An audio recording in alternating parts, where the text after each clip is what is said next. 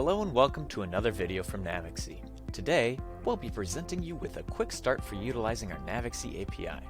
To begin, we recommend downloading Postman.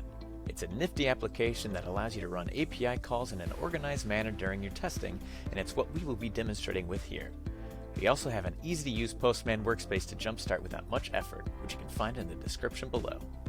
To make it your own, please hit the fork button to enable making your own edits, which can be found here. If you're an end user, we require you have your Navixy email and password at the ready, or if you're an admin, we advise you collect a session key for a user you would like to run your API calls for by hitting the Get Session Key within the admin panel. Once you're ready, head to the First Start collection, which you can find on my screen, and find the User Authentication tab on the workspace.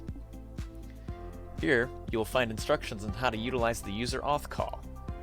As you can see, you will input your email and password in the body of the call, then hit the send button in the corner. This will send a request to the platform and provide you with a session key. Now, you can use this key to run more API calls. However, it's only a temporary one.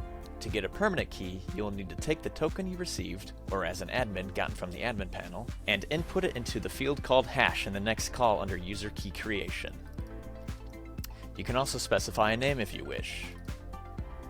This will return a permanent key, which we recommend inputting into the First Start environment variable, which can be found on the left-hand side.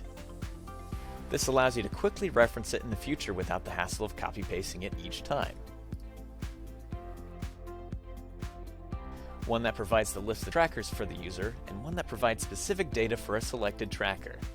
I hope this guide helps with using Navixy API. Remember, if you have any questions, please be sure to reach out to the Navixy support team. Have a great day!